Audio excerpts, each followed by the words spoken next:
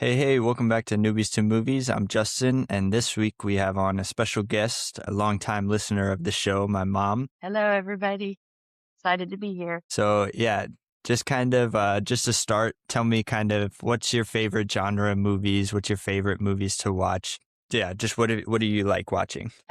I like the old 80s movies. I like a lot of the classics, Ferris Bueller's Day Off, Weekend at Bernie, just like, you know me. So I clean the house or cooking in the kitchen, and I always just, those old movies seem to play over and over. So I like watching all those. I like rom-coms. I don't like scary movies at all. I do like kind of like psychological, like The Sixth Sense. Like I loved that movie, but once you kind of see it, the ending's blown. So but no scary movies at all. But rom-com, a lot of times we'll check out shows on Netflix or Prime, trying to find something different to watch versus the same old movies after, over and over again. Yeah, and I mean that's a big reason we did this podcast too, me and Tyler, just to kind of expand and get out of our comfort zone of the movies we'd be stuck watching. But yeah, definitely the non-horror genes running in the family. I'm not a big fan of horror movies for the same reasons.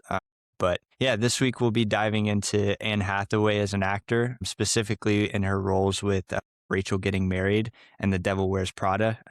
Finally bit the bullet on this one. I feel like a lot of people have been talking about it because the second one just came out. We originally planned to watch Les Mis, but we found out that she won a supporting actress role in that, and she had 15 minutes of screen time. I guess kind of shows her versatility as an actress. But yeah, first we'll kind of get into what we've been watching this week. So if you want to start, just tell me something that you've been watching or a show or a movie or. Does hockey count? Yeah.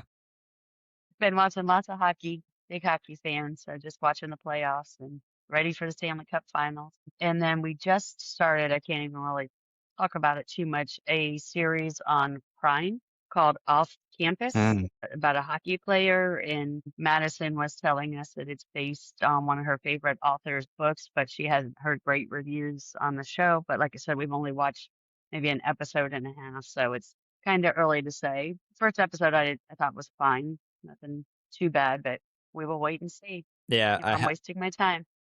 I have seen it getting talked about a lot on TikTok and Instagram. Definitely going a bit viral. I don't know why exactly, just because I haven't watched yet, but it has been getting a lot of buzz lately. Yeah, lately, me and Madison, we actually just finished The Boys. They just finally wrapped up the show. They just finished the fifth season, and that's the end of the show.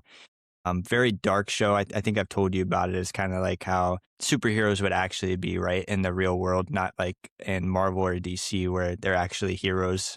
They're very corrupted, very in it for the money, big, and they are working for big corporations. It was a pretty decent ending. It felt like the ending was very fan servicey. They just gave everybody what they wanted to see rather than taking a big risk and killing off a lot of people, which was interesting. They killed the enough people to where it was like, okay, yeah, this wraps up the show. There's not a whole lot you can do after this, but definitely a little bit fan servicey. They took the safe route, which, that makes them money. So it is what it is. Yeah, I started watching that a while ago, and then I don't know what happened. We just kind of got pushed off onto something else. And then I think it was a week or so ago, Chris said, let's watch that. And then we start watching. He doesn't make it too long. He's just like, oh, we start shows so late at night. There's just so much going on lately. So hopefully we can get back into it and watch it because the first, probably 5 or 6 episodes I've watched and I do like it. Yeah, it's So just need to interesting, keep but on it's watching. very gory and it gets really, really political in the later seasons, which is fine as long as you can take it with a grain of salt, just understanding, kind of how movies and TV represent characterizations of the real world. But yeah, to get started, we'll go ahead and get into the first Anne Hathaway movie we watched was Rachel Getting Married. This movie is pretty interesting. Getting into the plot, I gave it an 8. So it follows Kim, played by Anne Hathaway. She's a recovering addict, and she gets out of rehab just to go to her sister's wedding. And Kim is very volatile as a character, so it makes all the tensions very high whenever she's in the room, just because you don't know when she's going to kind of spaz out or, act crazy. And that's what everybody's kind of concerned about the whole movie. But there's a lot of unresolved family trauma that definitely gets taken care of at this wedding. And her attention, like, I don't know how to explain it. She has a demand for attention. She needs to have all the attention on her all the time.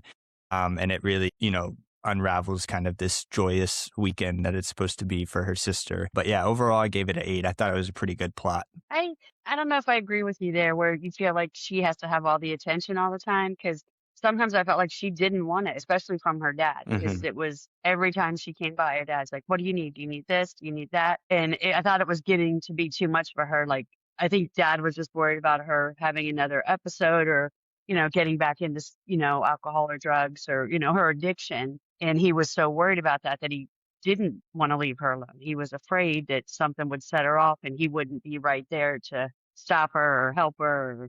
So I kind of felt like she didn't always want her dad's attention. Like it got to be too much. And I felt like her sister, it's her wedding weekend and dad's just all worried about Kim. Like this is my weekend and I know Kim has issues, but turns out the sister had some issues too. But so it was kind of back and forth a lot, Hmm. I thought. Yeah, I think that was the big thing with the push and pull with her character, right? Is obviously with her dad, it was kind of overshowered with attention, right? But then she wanted more attention from her sister, right? She wanted to be the bride, I can't think of the name, the second Bridesmaid. bridesmaid. And so And she wanted the maid of the honor. maid of honor, Right. yeah, she was a bridesmaid. She wanted to be the maid of honor, and that was affecting her, right? Because her sister wasn't giving her that attention just because she's been away. Her Mhm. mom was a big talking point in the show.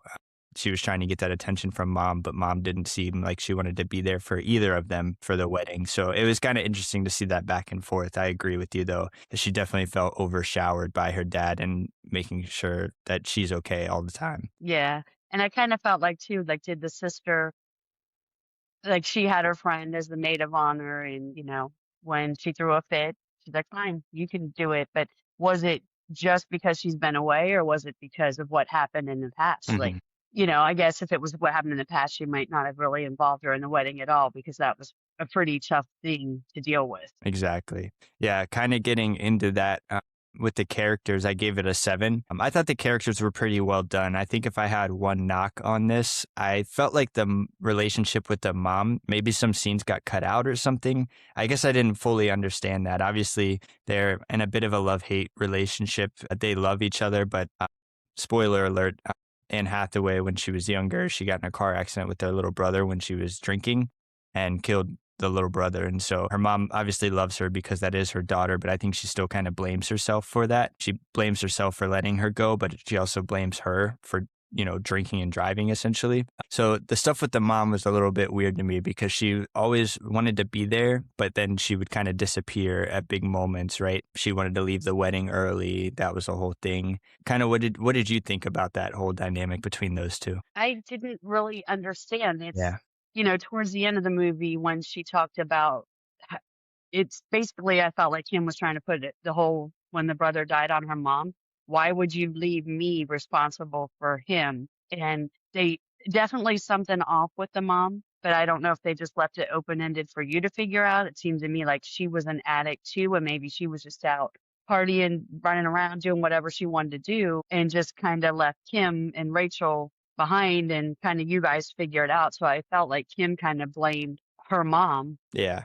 for what happened. Yeah. She But I felt like the mom had some kind of issue. They never really said, but something wasn't right there. That's funny that you say it that like that's how you felt. I was getting maybe like we didn't see much of her mom's current whether he was a boyfriend or her husband, but I was thinking maybe and the daughters never really liked talking to him either, so I was thinking maybe she's in like a controlling relationship or something like that. It was just clearly something felt off in their family dynamic like that because the dad and his new wife, they were completely fine. They were very present in the Yes. wedding, happy for both their daughters being there, but the actual mom and her boyfriend or husband felt very disconnected from the rest of the group throughout the whole movie. And whether that was intentional or just kind of left out of the film, it was definitely noticeable and kind of knocked down the characters for me a little bit. Yeah, it was sad that she didn't want to be more involved for her daughter's wedding, but I didn't know why they were always, okay, we got to go and just running off. And Wasn't explained well, yeah. yes, Uh, yeah, getting into the cinematography for this film, I gave it a 9. I thought it was really interesting to have a movie like this kind of filmed, kind of camcorder style-esque. I kind of told you it reminded me of Project X in that sense, kind of filmed on like a handheld camera throughout most of the movie, which is really interesting, especially with all these different family dynamics going on. It's cool to see it from that perspective, right? Early 2000s, this is probably what would be, a wedding would be filmed on, right? People taking videos of that whole weekend. So it was cool to see it from that perspective rather than the typical, film camera just kind of telling the story. It felt like we were in the room with what was going on, which is neat. Yeah, when you told me it was a film like that, I was just kind of dreading it. Because it just made me had flashbacks to like the Blair Witch Project. Yeah. And I said, no, I said I don't like scary movies, but that was one that I did watch. But no, I thought they did a really good job. I mean, yeah, you could tell it was handheld, but it wasn't like all over the place. And I like that perspective in this movie. Yeah, it really kind of grabs the viewer and puts them into the scenes with them. It feels like you're there. With that too, dialogue, I gave it an 8. I think the best dialogue of this movie was Kim. For the majority of their movie, but also her kind of telling the story of what happened to her brother. That was a really intense scene. I was going to quote it, but it's, 5-minute scene of her talking about in her, whether it was AA or some sort of rehab meeting, she kind of basically just said, hey, look, I understand some people can look to a God and ask for forgiveness, but like she doesn't want to believe in a God that will forgive her, because she still feels that terrible about what she did. And yeah, that just kind of shows. It was interesting to see that in the middle of the movie, because leading up to that point, we didn't know how Kim felt about everything that had happened. We didn't know how she felt about her journey, getting sober and everything like that. So that really showed us. Yes, that was a heartbreaking scene for sure. Just hearing her have to say it and be able to say it, knowing all the guilt that she had for what happened. But it was definitely interesting. And when she first went back home and she walked into a room, I thought, well, that's weird. That doesn't really look like a girl's room, And then a few minutes later, she goes down the hall and throws her stuff on what looks more like a girl's room. And it's like, well, whose room was that? You didn't know at that point that that was Ethan's room and what had happened to him so many years ago. But that was definitely a great scene, her being able to talk about it, and then us finally realizing, oh, that's what happened. Yeah. One, I guess I wouldn't call it a knock on the dialogue in this movie, but it did feel like there was a lot of useless dialogue. Obviously, the scene where they're kind of going around at the rehearsal dinner for the wedding, it's just a lot of banter, a lot of back and forth. So not a whole lot going on in some scenes. So you kind of just had to stay on your toes, ready for the big moments that would come. Not necessarily a knock, just kind of made the movie drag a little bit, I guess I'd say. Yes. And then set design, I gave it a 7. Very naturalistic, felt lived in. The house felt cluttered and crammed because they were having a wedding at the house. It wasn't like a typical wedding where you book a venue, everything like that. It was just at their dad's house. They were having the wedding there. So it felt very lived in, felt very cluttered and crammed all the time because there was a lot of people and a pretty decently sized house. Yes, but still a lot of people around. And I thought everything looked good. The environments looked good. The personalities looked good. I guess I would say I was a little confused on what kind of wedding this was. I was just going to say that. A lot of jazz inspired music and singing, but also Indian. Yeah. And then it felt like they were maybe Christian, and maybe I forget her husband's name. His side of the family was maybe Muslim or of Islamic descent. I'm not really sure, but it felt like a lot of different cultures all involved into one. Maybe that was intentional, to kind of grab the viewers and say, hey, oh, you can relate to this kind of wedding. You can relate to this kind of wedding. So who knows really, but it was definitely interesting to see it that way. Yeah. And with the set design, and early on in the movie, when she came home, I thought, wow, there's a lot going on in this house. And I kind of felt like, oh, this is going to be really stressful for Kim and push her right back, just because it was so much, you know what I mean? From if she's been at a rehab center, it's probably like really calm and kind of quiet. So I was kind of like, oh, wow, are they leading up to she's going to relapse and start all over again? Just because it was so much happening in such a confined space. But yeah, I thought the set was good. Yeah. Well, you got to think too, they show really well too, like you said, and she's coming from a calm environment, but she's also coming back home to a place where everybody has all these preconceived ideas about her now too.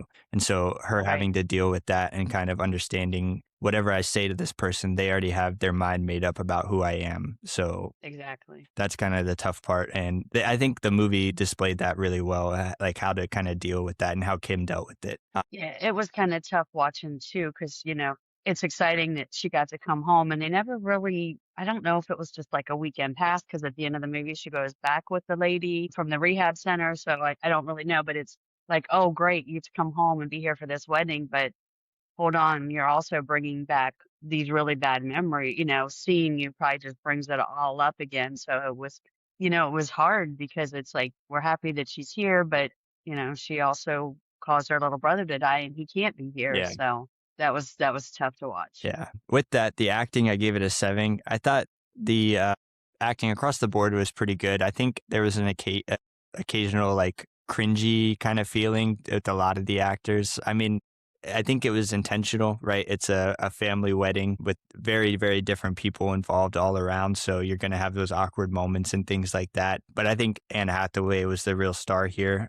I'm glad this is a movie that we picked for this week because she was definitely a standout. Her dialogue, her tone, a lot of the times was very off-putting for a lot of the family members. I think of that scene at the rehearsal dinner where she gets up and starts talking and everybody's like, oh God, we don't know what's going to happen next. But she really commanded the room in that scene, and I think she did a great job. Yeah, it's funny because I've never even heard of this movie. And I like Anne Hathaway. I like a lot of her movies, but this is one that somehow just slipped through the cracks. I don't remember it ever being like a big movie that people talked about. So I don't know why, because I did think overall it was a good movie. Yeah, yeah, definitely. I mean, I think all big actors have some that slip through the cracks, whether, it comes out at a time of a big blockbuster hit and it kind of gets swept under the rug that way, or it's early in their career and kind of gets lost in that sense. A couple of years later, she had Devil Wears Prada and stuff like that coming out, so nobody really cared about her older stuff. So Right. getting into directing, this is directed by Jonathan Demme. He's kind of known for his naturalistic and intimate environments, which we definitely see here. And the only thing I really found that he also did was Silence of the Lambs, which is interesting. Yeah, that's definitely a way darker movie. Wow. I know this is Yes. dark, but yeah, it's a hard right turn for sure. And then Manchurian Candidate, I've never seen that one, but I've heard good things about that as well. Definitely a very emotionally complex film, which I think he did a good job at creating. Yeah, I thought the directing was fine, but that's interesting that you say that he did the Silence of the Lambs too, because I was going to ask you what other movies, well-known movies, has he done. But yeah, I thought they did a good job. Just a few things I just wish we'd have had more answers on. Yeah, I don't really like the movies where it's like, well, you kind of make up your own decision about what was wrong with the mom, or was she just home on a weekend pass, or she just couldn't deal with all the stress and chaos of being at home and she wanted to get back out of the house. I don't know. yeah, So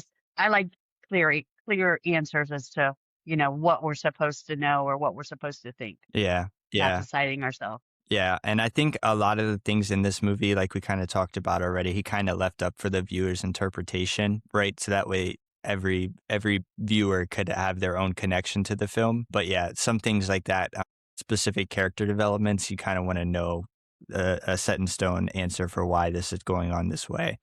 The soundtrack, I gave it a 7. I thought it was pretty interesting. Like we kind of talked about, Middle Eastern music mixed with reggae music, mixed with acoustic folk music. It was kind of all over the place, but again, I think he was trying to really reach a wide audience and have them connect with at least something in the film, which is pretty cool. And then I thought the I can't remember her husband's name that they got married.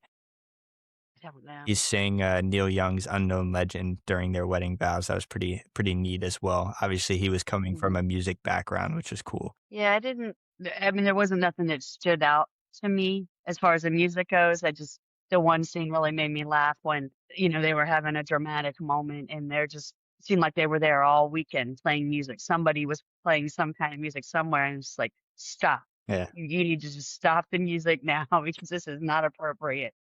Yeah, definitely a reoccurring theme. They were just kind of sitting around all the time playing music, his friends and the band for the wedding. Hmm.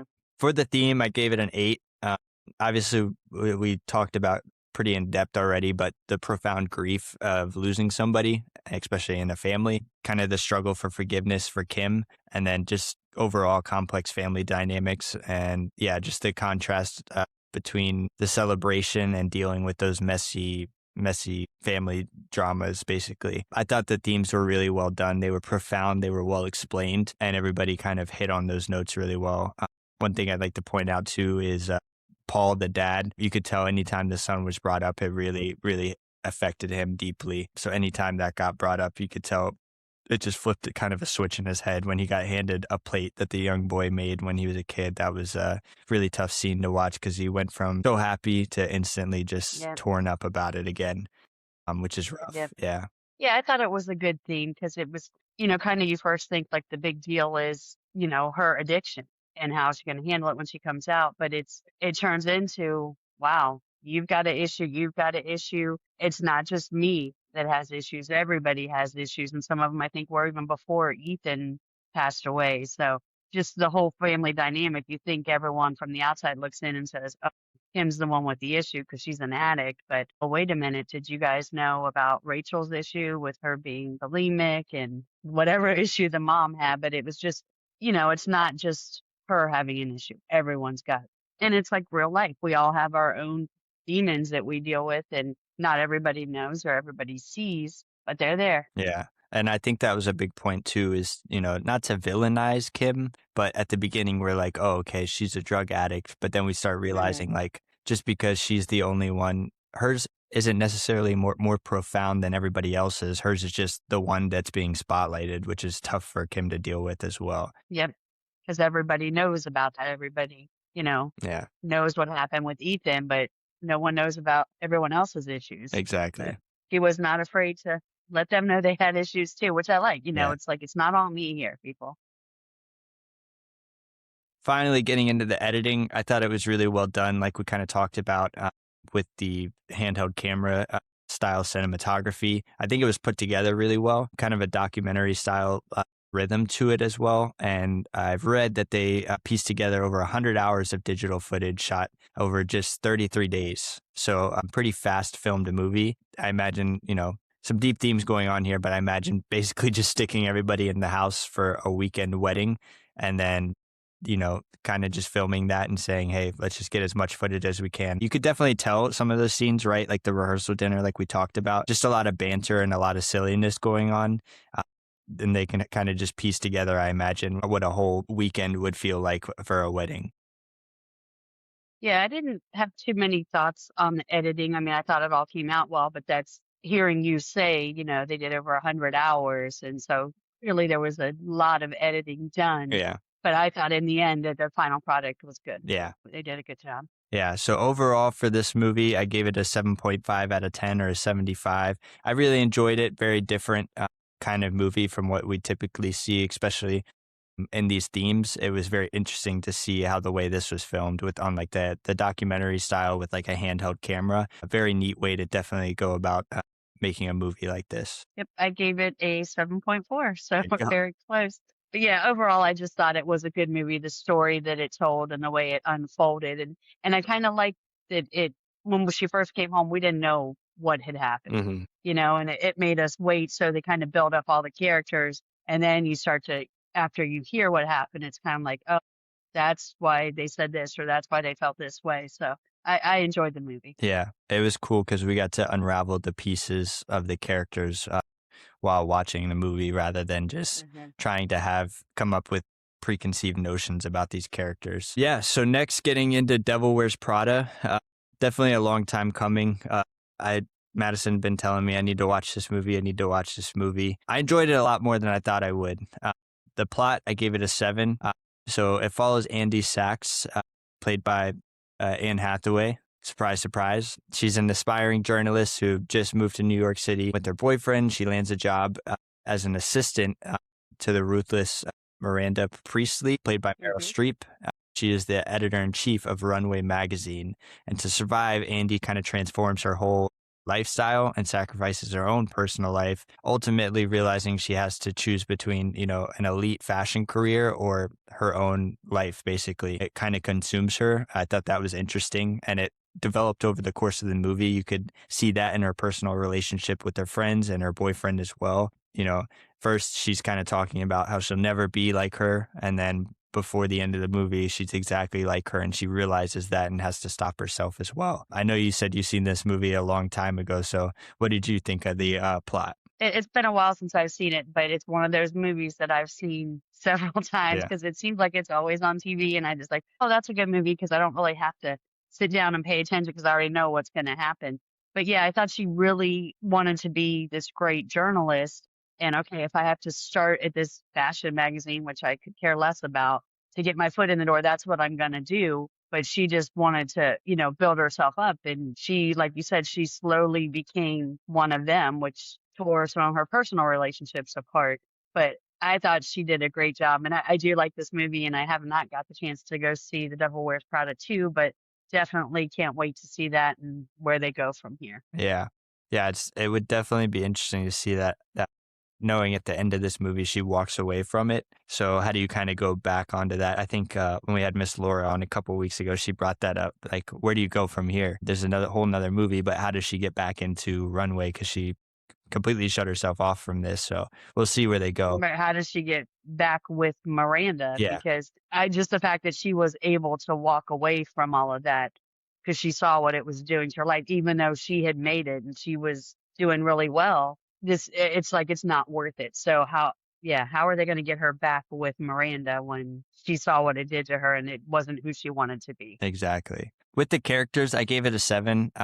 I think Andy and Miranda were pretty good characters. The rest of the characters felt very one-dimensional and kind of corny to me. Stanley Tucci's character was kind of interesting. He had a good relationship with Andy and kind of developing, hey, like, if you're going to take it this far, you have to take it this far. But he was always kind of the angel on her shoulder, I'd say, kind of talking her down out of doing some crazy things. Emily Blunt's character is kind of one-dimensional. She's just kind of an ass, I guess, for lack of a better word, about everything. But Miranda was interesting to me because she's very stoic about in everything that she does. So having her finally open up to Andy at the end was interesting and kind of well deserved for the movie. It felt like we needed that. We needed to know more about Miranda, and seeing that opening up at the end was important for her character arc for sure. Yeah, but I feel like even when she did open up, she's sitting here telling Andy that, well, my husband's not going to be at dinner unless you're going to get him to not sign the divorce papers. I mean, she opened up and told her, Mm-hmm. and Andy offered, like, well, maybe I should cancel your dinner. Why would you do that? Yeah. Like, just, okay, it is what it is. And she just went on. So she's just a very hardcore person, Yeah. And I think it did show a lot for her, the trust that she had developed with Andy. Because at first she just kind of like looked at her like, who is this girl? And no, she does not belong here. So she really started to admire her and say, okay, she proved herself. And Miranda was always giving her ways that she knew she would fail, and somehow she always came through with whatever task she was demanded to do. She made it happen. Yeah. For cinematography, I gave it a 5. I thought it was just okay. Nothing special here. It's a blockbuster film. Takes place in New York, so you're not going to have too many like insane shots. Everything looked decent. It felt like New York, obviously, but nothing crazy camera work wise. I think that was kind of expected coming into a chick flick rom-com style of film. It's more about the dialogue and character development and interpersonal relationships between the characters as well. Yeah, I agree. It was nothing special. It just one thing that did make me laugh is when I forget where Miranda was at, but she was trying to get back to New York, and she's like, oh, well, it's just a little bit of rain here. And there's like a torrential downpour and crazy high winds, Yeah. out the window. But yeah, nothing special. It was good though. And then dialogue, I gave it a 7. My favorite line was, everybody wants this, everybody wants to be us. That's what Miranda said to Andy when they were sitting in the cab in Paris. And I think this was a good contrast for Andy's character, trying to understand, that's her breaking point. Is this what she wants to be the rest of her life? Or does she want to go and be the person she was before with her personal life? I think it was a great line that kind of delivered. And then obviously we see her walk away. She chose that she doesn't want to be that person anymore. Yeah. And with that dialogue, sometimes I wondered in the beginning, I cannot remember what she called her, but she would always call her by the wrong name. Yeah. I don't know if you remember that. Yeah. And it's like, is she just trying to get under her skin and poke at her and see if she's got tough enough skin to make it in this industry, or was she really just could care less about the people that worked for her and didn't really know her name, didn't take the time to remember her name. Yeah, yeah. There was definitely some good dialogue between them in that sense, like always trying to get under her skin. It felt like, Hmm. Yep. but then also you're right. Do you question, is she getting under her skin, or she really just not care that much? Because like we said with the divorce, she just didn't even seem to care about that much either. She was just kind of Right. on her Right. way about it. So it's interesting to see. And then, obviously I want to see it in the next one too, kind of how they go from there. For set design, I gave it a 6. I thought it was pretty good.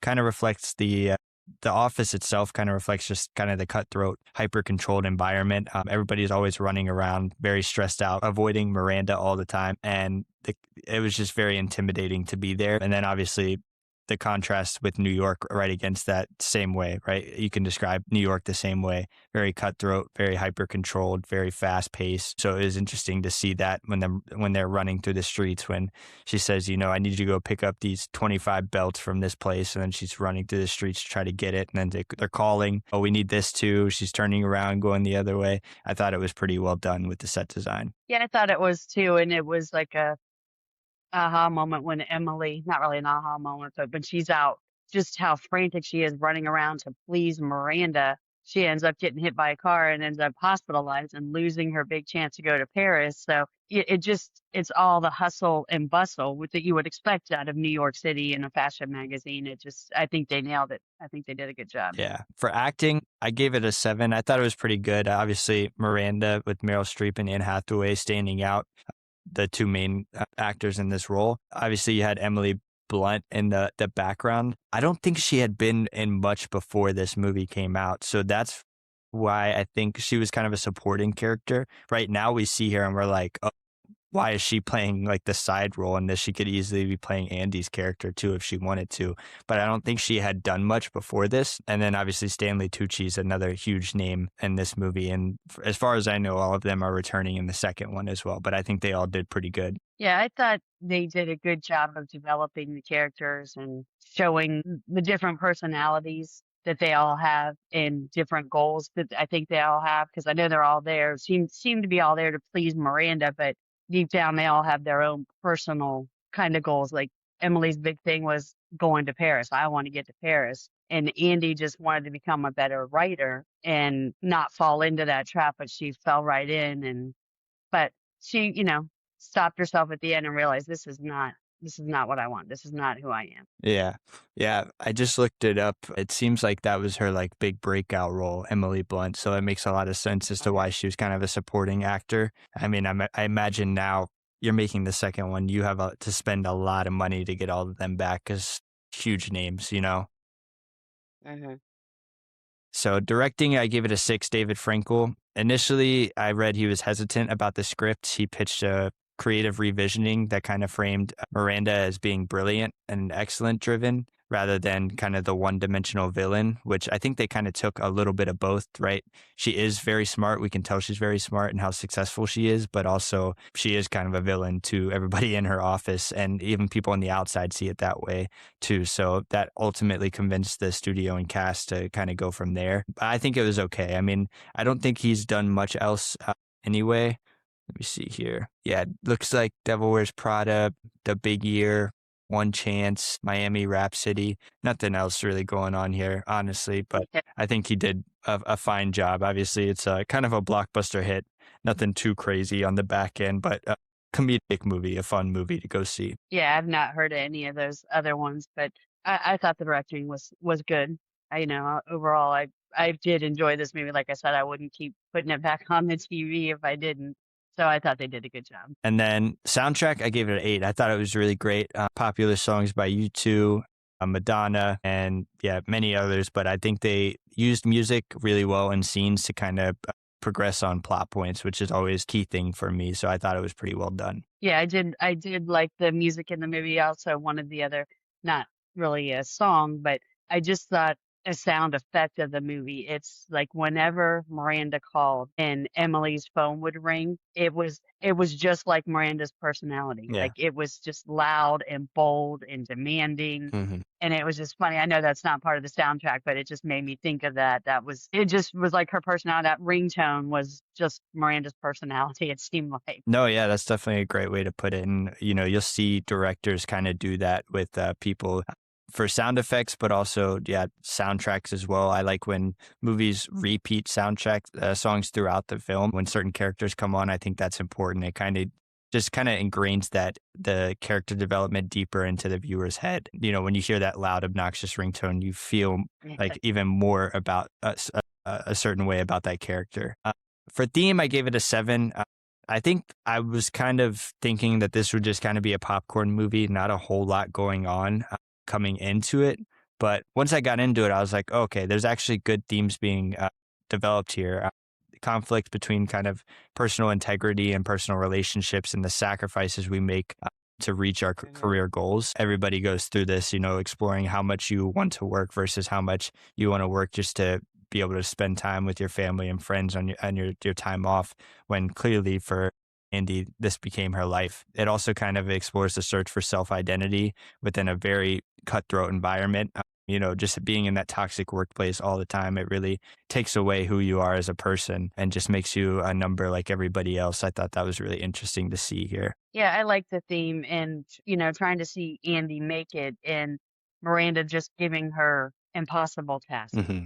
And she just kept going and going. And in fact, when she wanted that Harry Potter unpublished manuscript for her twin daughters, she basically called her boyfriend. Andy said, I quit. Yeah. I'm done. There's no way I can do this. So I have failed. And then somehow she was able to pull it off with the help of Christian, I think was his name.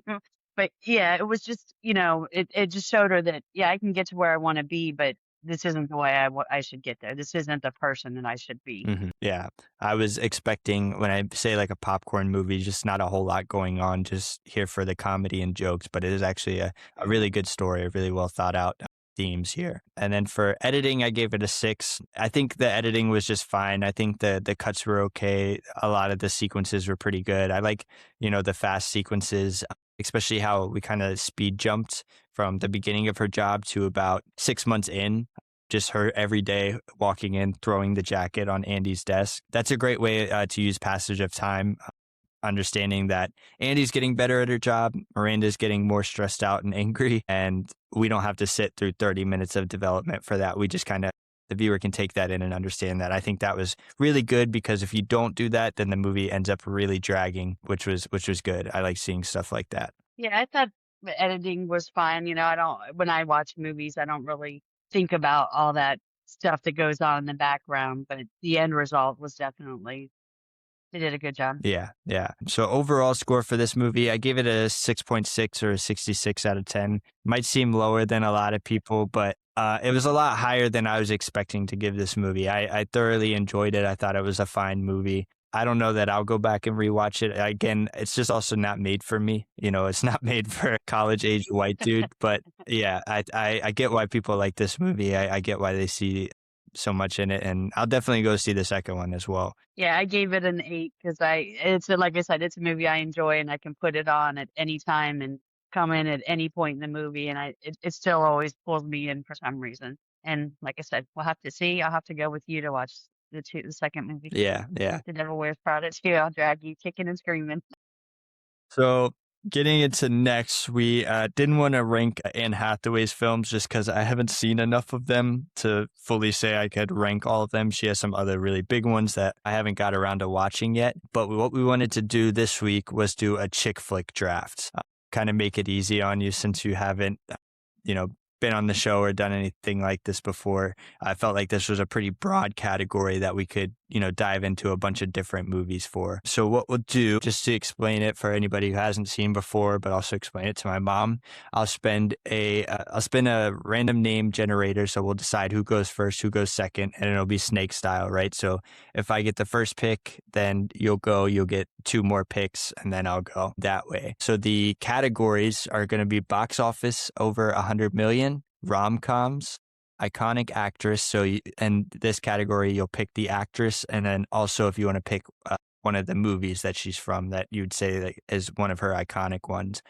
Same thing for iconic actor, and then timeless classic, just kind of meaning that it's been out for a while, but still very iconic, very quotable, a lot of people still watch it. And then wild card, meaning you can pick anything in that category. So yeah, we'll go ahead. Let me spin this wheel here.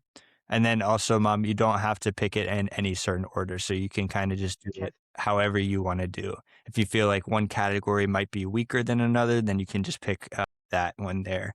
So I got the first pick. I just spun the wheel. So I'll pick 1, and then you'll get pick 2 and 3. I'll get 4, so on and so forth. And then let me get my notebook ready because I want to write these down. So with my first pick, I have a feeling because Madison was helping you with this, I need to go ahead and take one of my favorite movies of all time. And I'm definitely going to clip this and send it to Tyler just so he knows, because I take it in every draft. I know what's coming out of your mouth, I'm pretty sure. Yeah, for rom-com, I'm going to go ahead and take La La Land. I love this movie. Have you ever seen this movie? I have not. I'm not a big musical fan. I mean, I like the old Grease movies and things like that, but I'm not ever, I don't know, just not a big musical fan. Yeah. And you and Paige have told me I need to watch it. I need to watch it. So I'll have to watch it, but I have a Tyler feeling would you. probably really like it if I vetoed you right now, but I'm not doing it because No, no, I no, haven't no. seen it. So No vetoes in this one. Vetoes is only when we're doing the rankings. okay, We'll do that next time. That way you can okay. trash on me.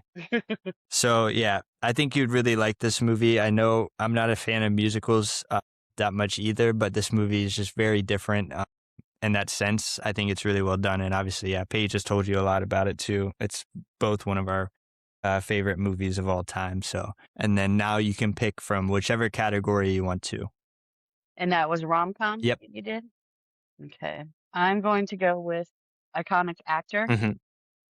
and Matthew McConaughey and How to Lose a Guy in 10 Days. Yeah, that's a good one. I like that. That's another one of these movies I can watch over and over again. And I really enjoy that movie. They both, him and Kate Hudson, do a great job in that movie, I think. Yeah, I agree.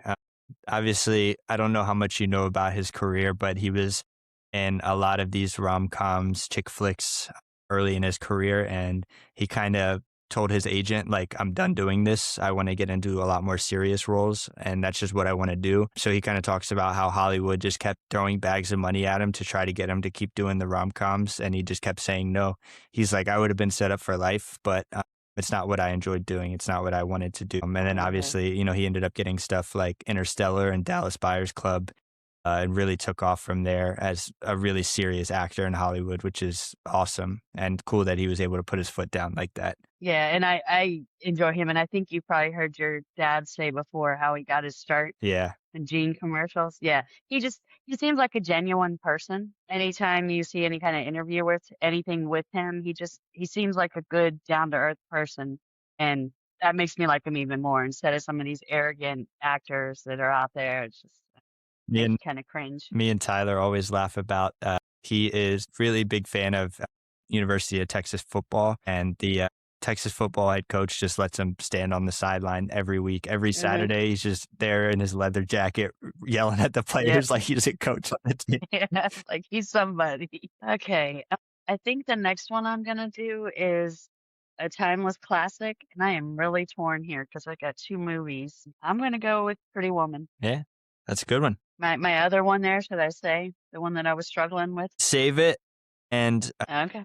at the end of the draft, we'll kind of go through like some honorable mentions. So if there's anything that we didn't pick but you really like, you can kind of tell me about it then. Okay. In case one of us wants to take it, or you could even come back and take it in another category if you wanted to. Okay. So for my next pick, there is a lot on the board here still, and some really good ones. I'm going to take box office way over 100 million. I'm going to go ahead and take Barbie as a chick flick. I don't know if you've seen this, but I enjoyed it. I think it's a fun movie. Obviously killed the box office and the whole hype train with Barbie and Oppenheimer last year, but really took over this summer. I really liked this movie. I think it was really well done. And yeah. And then my second one, I'm just going to go, this one guy is in all three of these movies. I'm just realizing this. So I'm going to take iconic actor and I'm going to take Ryan Gosling and Crazy Stupid Love. And yes, he is in all three of my movies so far, which is funny. Have you seen this movie? Give me a little synopsis because I think So I have, but it's been a it's while. Steve Carell and Ryan Gosling and Emma Stone. And Yes, yes, yeah, I have seen it. Yep, yeah. yep. He's trying to help him Okay. like get back in the dating game, but Mhm. they stop talking to each other and then he ends up going out with his daughter and it's kind of a messy movie, but it's really funny. And I think Ryan Gosling does a really good job in it. Okay. All right. So I get two picks now. Yep.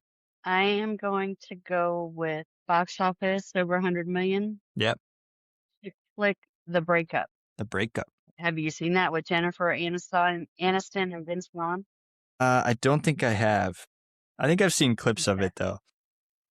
It's a good movie. It's, they live together and then it's just like he can't seem to do anything right. And, they end up, okay, well, we're breaking up and neither one of them wants to leave their condo. And then they, just start having this battle. Like he just sets up a pool table in the living room and then her brother's in like a cappella band and she lets them come to her bedroom to practice, bright and early in the morning after he's been drinking and partying all night. And then they end up, of course, selling the condo, splitting up. But in the end, they bump into each other on the street. And it's like you can still feel that connection. Like they both realize that the breakup was the best thing for them, but you just still feel like they still had feelings for each other in the Yeah. end. That was a good movie. I would recommend watching that one. I liked it. Okay. I'll check that out. And then for my wild card, Hmm. I'm going to go with Meryl Streep and It's Complicated. You seen that one? I haven't. Okay, that's another one. It's got Meryl Streep, Steve Martin, Alec Baldwin, John Krasinski. It was just a really good cast, I thought. So the mom and dad have been divorced for years, and the next thing you know, kids are graduating from college. Things mom and dad bump into each other, start hooking up again. But dad was already remarried, and that's why it's all complicated. Yeah. So Yeah. that's a cute movie. That's a good movie. That's a good chick flick, I think. Okay. Okay. All right. Let's see here. I'm going to go ahead and go a timeless classic and I'll take Mean Girls. Obviously, just an iconic movie. I think, it's been out long. It hasn't been out as long as, some of these movies that we're picking, but I still hear people like quote this movie all the time. I still hear people talk about this movie all the time. And I think it'll be that way for a long time. I don't see this movie going anywhere in that sense. So Yes. definitely timeless in that sense. And then let me see. Yeah, that movie's just so fetch. Yeah. Not to quote the movie or anything. So I think for my wild card, I'm going to go ahead and take When Harry Met Sally. Oh, that's a good one I didn't even think about. I watched this one a couple weeks ago. Back when I think I actually watched this one for the rom-com episode we did. For the first time. Yeah, for the first time. I had never Okay, seen it wow. or heard of it or anything like that, which Okay. was shocking to me because this movie is really good. I think this movie does a good job in the rom-com category, kind of exploring the ups and downs of relationships rather than just having it be stereotypical good the whole movie. There's some really deep, personal conversations they had to have each other, which was really cool to see. So yeah, I like this one a lot. Okay. Is it back to me? Yep. You should, you can take your last two. Just have one. I think I only have one left on there. You have box office, iconic actor, timeless classic, and wild card. So you still have to do rom-com and iconic actress, unless I forgot to write Okay. something down. Nope. Okay. Okay. For rom-com, Hmm. I'm going to go with Cameron Diaz, Something About Mary. Okay. You've seen that one, right? Nope. Really? That's a good movie. It's, Cameron Diaz and Ben Stiller went to high school together. We're supposed to go to prom together. Terrible mishap. They didn't get to go to prom, and he ends up trying to look for her years later down the road. And it's a good movie. It's funny. Yeah. It's a goofy, funny movie. I like that one. Okay. And then for iconic actress, we're going with Sandra Bullock in The Proposal. Yeah, that's a good one. I'd say she's You seen definitely. that one with Ryan Reynolds? I haven't seen it, but I'd say she's definitely Okay. a chick flick star. That's for sure. Yeah. Yeah, that's a cute movie because she's the boss and she's Canadian and no, she's going to get deported. And then so she decides that her assistant, Ryan Reynolds, is going to marry her to keep her in the country. So it just spins off from there. But it's a good movie. And it's called The Proposal, you said? The Proposal, Okay. yeah. All right. And with my final pick, I was really hoping you didn't take this there because I'm a big fan of hers. I'm going to take iconic actress Kate Hudson in Fool's Gold. Yeah, I really like Kate Hudson. I was going to try and go after the combo of Kate Hudson and McConaughey. I know they have a couple movies together, rom-coms, but I think she's really great.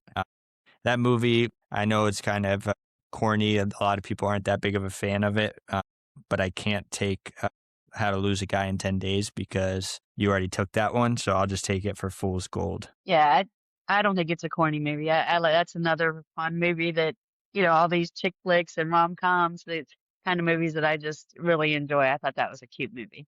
So I'll go ahead and read off my team and then you can read off your team. So I have box office over 100 million. I have Barbie.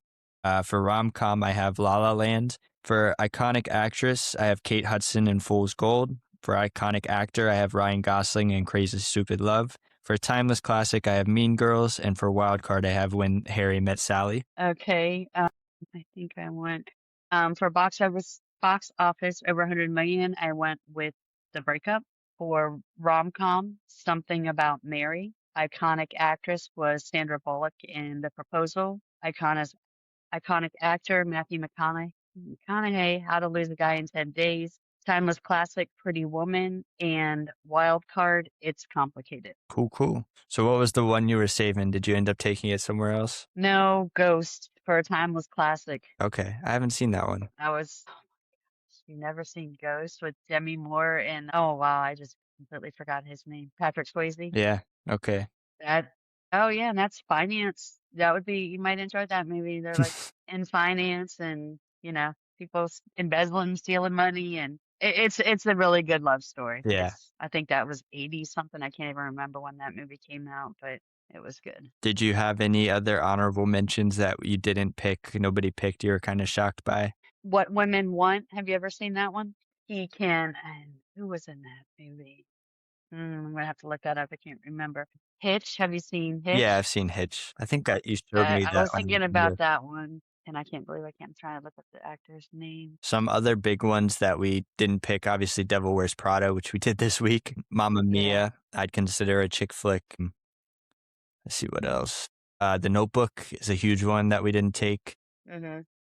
Grease, definitely a timeless classic category. I'm sure there's hundreds of more, but yeah, there's a lot of different movies.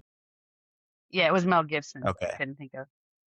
And like movies like Just Go With It, Mm-hmm. 51st Dates, Sweet Home Alabama. Yeah, like you said, the list goes on and on. There's some good movies, but all of these are movies that I could just watch. My Big Fat Greek Wedding was a good one too. Yeah, there's another one, Pitch Perfect, not really necessarily. I mean, it is kind of a love story, but definitely a chick flick. Footloose. Yeah, a lot of different chick flicks out there, and they kind of end up merging into the rom-com category. But yeah, all right, Mom, thanks for coming on. Definitely have to have you on again.